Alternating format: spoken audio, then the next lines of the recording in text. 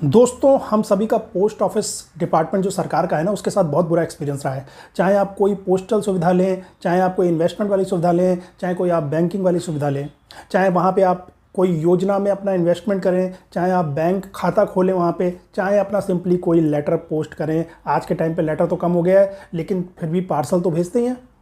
तो करप्शन ही करप्शन भरा हुआ है, बात करने की तमीज़ नहीं है, बुड्ढे ठुड्डे बैठे हैं, काम करना नहीं चाहते हैं, और अकड़ अलग से है कि हमारा कोई कुछ उखाड़ नहीं सकता। और दोस्तों, होता भी था पुराने ज़माने में। अगर आप किसी गांव कस्बे में चले जाओ, वहाँ का पोस्टमैन जो होता था उसकी नौकरी फिक्स हो जाती थी, सरकारी जॉब उसी गांव में रहेगी। तो लोगों को लगता था भाई अगर आज इससे पंगा ले लिया, कल को ये चिट्ठी हमारी लेके नहीं आएगा, फाड़ के फेंक देगा, और इससे जवाबदेही लेने के लिए कोई सिस्टम भी नहीं है। ये कह देगा भाई आई नहीं चिट्ठी, कोई ट्रैकिंग का सिस्टम नहीं था, टेक्नोलॉजी भी इतनी अच्छी नहीं थी, और कोई सिस्टम भी नहीं बनाया गया था कि जवाबदेही देनी है। इसीलिए आप देखो, अगर मिर्ज़ापुर वेब सीरीज़ याद हो, उसमें कालीन भैया अपने बेटे को समझाते हैं, जब वो पुलिस वाले को डांटने लगता है ना, जो पुलिस वाला उनको खबरें देता था, तो कालीन भैया बोलते हैं बेटा ये पोस्टमैन है, इनको अगर पेलोगे ना तो अगली बार चिट्ठी जो है रास्ते में फाड़ देंगे, देने नहीं आएंगे। तो पोस्टमैन से झगड़ा नहीं करते। लेकिन दोस्तों, ये थिंकिंग हमें चेंज करनी है। अरे पोस्टमैन है या चाहे कोई है तो सरकारी विभाग का आदमी, उसको सरकार सैलरी दे रही है हमारा काम करने के लिए। तो दोस्तों, मैं आपको इस वीडियो में बहुत ही बढ़िया तरीका बताने जा रहा हूँ। खाट खड़ी हो जाएगी डाक विभाग की, आपके घर के पास जो पोस्ट ऑफिस है ना, उसकी भी खाट खड़ी हो जाएगी। और जो पोस्टमैन अगर आपसे दादागिरी कर रहा है ना, और जो ये सोच के बैठा हुआ है कि मेरी तो सरकारी नौकरी है, मेरा कोई कुछ नहीं उखाड़ सकता, कुछ नहीं कर सकता, उसकी भी खाट खड़ी हो जाएगी। ऐसा सिस्टम आपको बताने जा रहा हूँ। मैं आपको ऑनलाइन एक पोर्टल बताने जा रहा हूँ। पोस्टल विभाग का ही पोर्टल है, ग्रीवेंस सिस्टम का।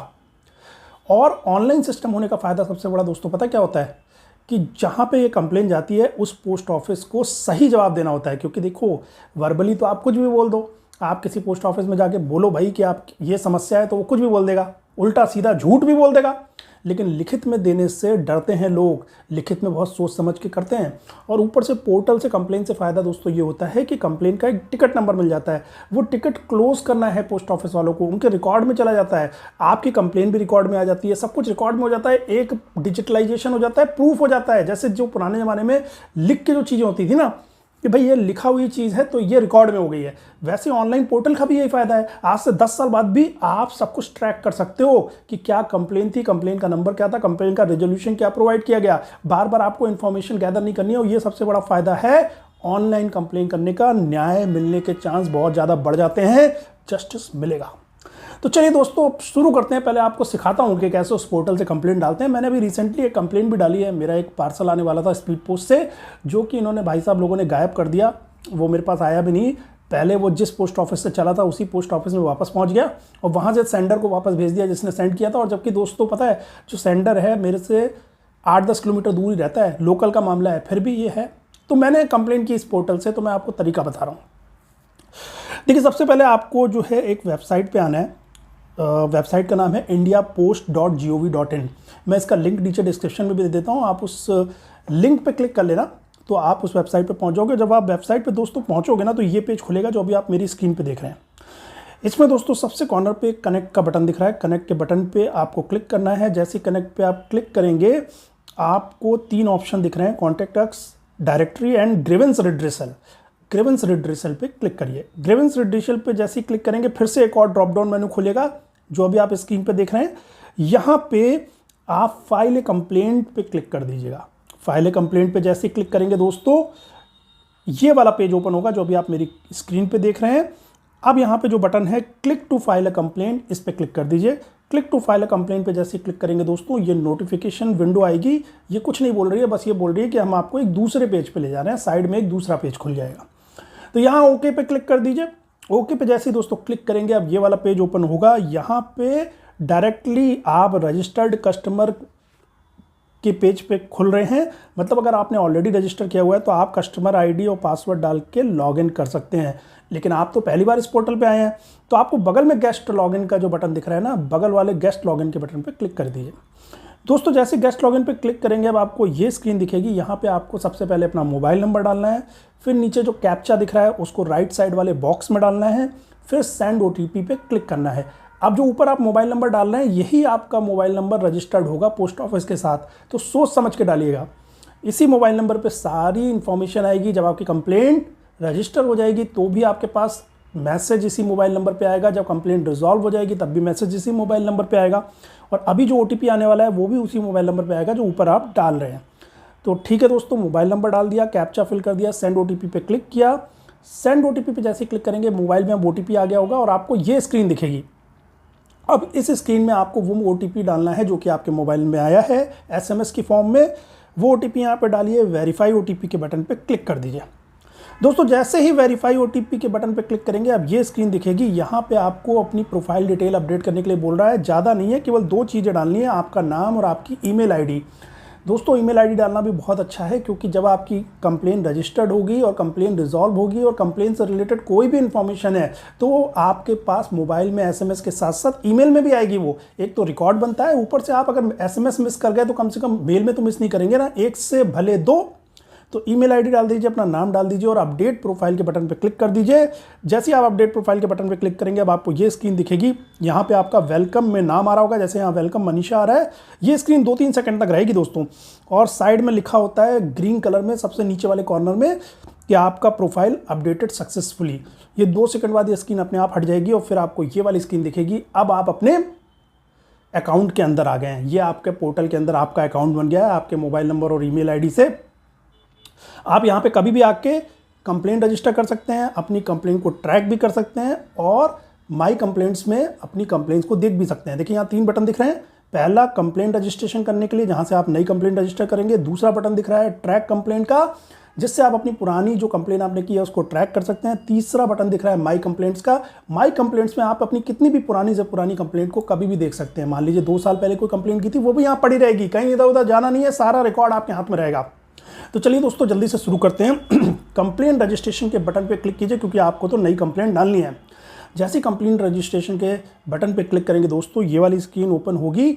यहाँ पे देखिए दोस्तों बहुत सारी चीज़ें आपको फिल करनी है, और पहले कैटेगरी सेलेक्ट करनी है, फिर सर्विसेज सेलेक्ट करनी है, फिर टाइप ऑफ सर्विसेज सेलेक्ट करनी है, और किस पोस्ट ऑफिस की कंप्लेन है उसको सेलेक्ट करना है, ट्रांजैक्शन किस दिन हुआ था, किस दिन की कंप्लेन है वो सेलेक्ट करना है, और नीचे कंप्लेन को आपको बॉक्स में लिखना है। कंप्लेन डिस्क्रिप्शन का एक बॉक्स दिया है, वहाँ पे आपको अपनी शिकायत को लिखना है। इस पेज में दोस्तों ऊपर आपको अपनी कंप्लेन की डिटेल्स देनी है, कंप्लेन डिटेल्स लिखा हुआ है। नीचे दोस्तों कंप्लेनेंट की डिटेल यानी जो शिकायत करता है उसकी डिटेल हम लोग लिखेंगे। तो चलिए पहले ऊपर पेज में भरते हैं एक एक करके। देखिए सबसे पहले आप जब सेलेक्ट कैटेगरी वाले ड्रॉप डाउन को ओपन करेंगे दोस्तों तो इतने सारे ऑप्शन खुल के आएंगे, करीब 10 ऑप्शन आ रहे हैं। क्या है, आपकी डोमेस्टिक मेल से रिलेटेड शिकायत है, या इंटरनेशनल मेल से शिकायत है, या फाइनेंशियल सर्विस से रिलेटेड कोई शिकायत है, या इंश्योरेंस सर्विसेज से रिलेटेड कोई शिकायत है, क्योंकि पोस्ट ऑफिस तो फाइनेंशियल सर्विसेज भी देता है, इंश्योरेंस सर्विसेज भी देता है, बैंकिंग सर्विसेज भी देता है और पोस्ट के काम भी करता है। तो किस तरह की शिकायत है उस हिसाब से यहाँ ड्रॉप डाउन में सेलेक्ट कर लीजिएगा। एक बहुत अच्छा इसमें ये दिया हुआ है, एलिगेशन ऑफ करप्शन, मल प्रैक्टिस एंड मिस बिहेवियर। देखिए आपके साथ पोस्ट ऑफिस में अगर करप्शन हो रहा है, भ्रष्टाचार हो रहा है, या आपके साथ मिस बिहेवियर हो रहा है, कोई बदतमीजी से बात करता है, गलत तरीके से बात करता है, तो इस ऑप्शन को सेलेक्ट कर लीजिएगा, एलिगेशन ऑफ करप्शन, मल प्रैक्टिसेस एंड मिस बिहेवियर। तो चलिए दोस्तों मैं यहाँ पे domestic mails and parcel select करके आपको दिखाता हूँ, क्योंकि मेरा जैसे स्पीड पोस्ट डोमेस्टिक था जो डिले हुआ, डिले क्या रिसीव ही नहीं हुआ, तो मैं उससे आपको करके आगे का दिखाऊंगा। बाकी मैं आपको बता देता हूं कि ये जो कैटेगरी है, हर कैटेगरी को जब आप सेलेक्ट करोगे हर कैटेगरी के अंदर 10 सर्विसेज फिर से आएंगी। तो टोटल आपके 100 कॉम्बिनेशन बन जाएंगे। तो सबको एक साथ मैं इस वीडियो में नहीं समझा सकता। अगर आप चाहोगे तो एक डेडिकेटेड वीडियो बना दूंगा कि किस किस तरह की कंप्लेंट्स यहाँ से डल सकती हैं। बाकी आप अपनी कंप्लेंट को देख के खुद चूज़ कर लेना यहाँ से कि अगर डोमेस्टिक मेल से रिलेटेड है तो domestic mails and parcel select कर लिया। उसके बाद जैसे दोस्तों आपने domestic mails and parcel services select किया, अब अगला ड्रॉप डाउन मेनू सर्विसेज में ये वाला खुल रहा है। देखिए यहाँ पे सारा दे रहा है, आपका स्पीड पोस्ट लेटर से संबंधित शिकायत है, या सिंपल लेटर से संबंधित शिकायत है, या स्पीड पोस्ट का कोई पार्सल है, या इंडिया पोस्ट पार्सल है रजिस्टर्ड। इसमें से आप सेलेक्ट कर लीजिएगा। मैंने जैसे यहाँ पे सेलेक्ट किया स्पीड पोस्ट पार्सल, क्योंकि मेरा स्पीड पोस्ट था और पार्सल था। उसके बाद दोस्तों सेलेक्ट टाइप में देखिए अब मेरे पास क्या क्या ऑप्शन आ रहे हैं। सेलेक्ट टाइप में मेरे पास ऑप्शन आया कि भाई डिले इन डिलीवरी, मेरा स्पीड पोस्ट पार्सल डिले हो गया, या नॉन डिलीवरी हुई, या लॉस हो गया। तो इस तरीके से बहुत सारे हैं। मैंने चुन लिया नॉन डिलीवरी ऑफ आर्टिकल, क्योंकि मुझे डिलीवर ही नहीं हुआ। स्पीड पोस्ट 3 दिन के अंदर डिलीवर होना चाहिए था, और लोकल वाला तो 1 दिन के अंदर डिलीवर होना चाहिए था, 10 दिन में भी डिलीवर नहीं हुआ वो। तो इस तरीके से आपको ऑप्शन स्टडी करके चूज़ करने पड़ेंगे। तो तो मैंने यहाँ से नॉन डिलीवरी वाला आर्टिकल चूज़ किया। उसके बाद दोस्तों फिर मुझे डालनी थी आर्टिकल की आईडी जो मैंने डाल रखी है, और ट्रांजैक्शन अमाउंट। मैंने आर्टिकल को जब बुक किया पोस्ट ऑफिस में, मैंने तो नहीं किया था, मैं तो रिसीवर था, जिसने मुझे सेंड किया उसने जब आर्टिकल बुक किया तो कितना उसका पैसा लगा, टैरिफ क्या था, ये दोनों चीज़ें यहाँ पे डालनी है। मैं अभी आपको दिखा दूंगा ये दोनों इन्फॉर्मेशन अगर आपको नहीं मिल रही है ना तो उसको पाने का क्या तरीका है। देखिए, अगर आर्टिकल आईडी, अगर आप रिसीवर हैं, मान लीजिए आपको आर्टिकल आना था, आपने बुक नहीं किया पोस्ट ऑफिस में, तो जिसने आपको भेजा है ना, सिंपल उससे आप आर्टिकल आईडी ले लेना बस, या वो जो पोस्ट ऑफिस से उसको रसीद मिलती है आर्टिकल बुक करने के बाद उसकी फ़ोटो मंगा लेना, या आर्टिकल आईडी ले लेना, बाकी का काम आप खुद ही कर लोगे।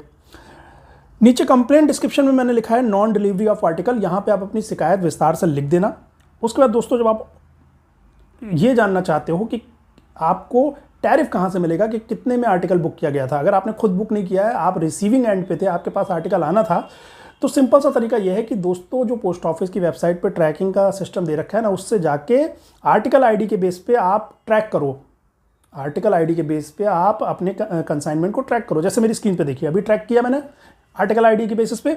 अब यहाँ पे दोस्तों टैरिफ दिख रहा है मुझे, ध्यान से देखिए। तो पिछली स्क्रीन में आपको आर्टिकल आईडी भरनी थी और टैरिफ, तो टैरिफ जो 17 रुपये 71 पैसे का पीछे भरा है मैंने, वो यहीं से देख के भरा है। अभी ये ट्रैकिंग वाले पेज से ना और भी इन्फॉर्मेशन हम आगे भरेंगे। नीचे जो कंप्लेनियन की डिटेल लिखनी है ना, शिकायतकर्ता की, चलिए नीचे आते हैं पहले हम शिकायतकर्ता की डिटेल पे। कंप्लेनियन डिटेल में देखिए दोस्तों, नाम अपने आप सेलेक्ट कर लिया इसने, मनीषा, जब जिस नाम से आप अकाउंट बनाओगे वो नाम अपने आप आ जाएगा, फ़ोन नंबर अपने आप आ जाएगा जिस फ़ोन नंबर से आपने अकाउंट बनाया है, एप्लीकेंट की ईमेल आईडी यहाँ पे आप दोबारा डाल देना।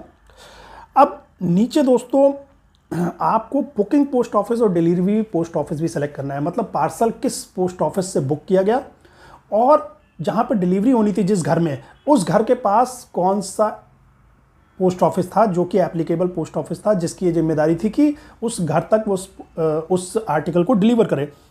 तो आपको बुकिंग पोस्ट ऑफिस और डिलीवरी पोस्ट ऑफिस दोनों ही यहाँ पे सेलेक्ट करने हैं। अब फिर से वो ट्रैकिंग वाला सिस्टम काम आएगा। ट्रैकिंग वाली स्क्रीन फिर से देखिए। अब मेरे केस में देखिए, बुक्ड एट में सेक्टर 01 ग्रेटर नोएडा एसओ करके पोस्ट ऑफिस आ रहा है। डेस्टिनेशन पोस्ट ऑफिस का नाम आ रहा है गाजियाबाद सिटी एसओ।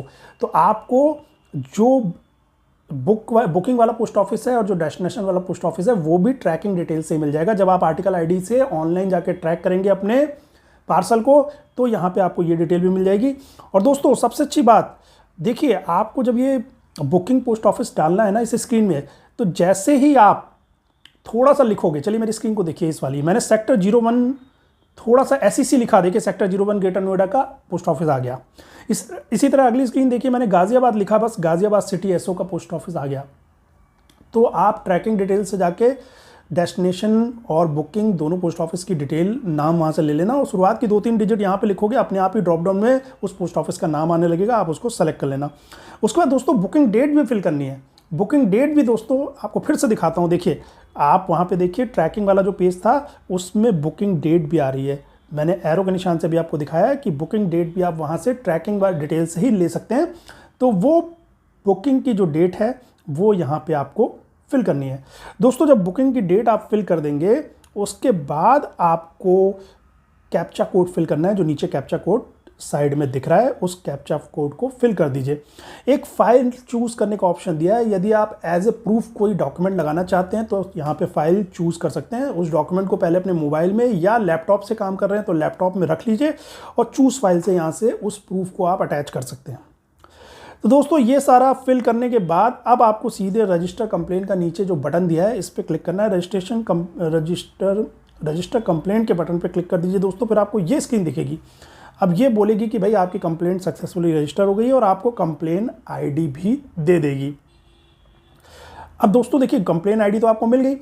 अब आप बोलोगे कि भाई मेरे कंप्लेन मेरी रजिस्टर्ड हुई है कि नहीं, अभी भी मुझे डाउट है।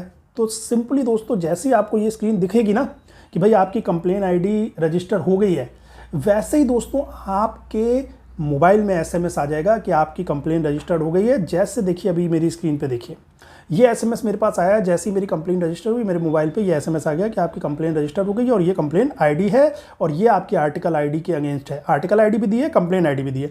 इसी तरह मेरे पास तुरंत ही मेल भी आ गया। ये देखिए मेल का स्क्रीनशॉट भी देख लीजिए। मेल में भी यही लिखा है कि आपकी कंप्लेन रजिस्टर्ड हो गई है। उसकी कंप्लेन आईडी मेल की सब्जेक्ट लाइन में भी लिखी है और मेन बॉडी में भी लिखी है, दिख रहा है ना आपको।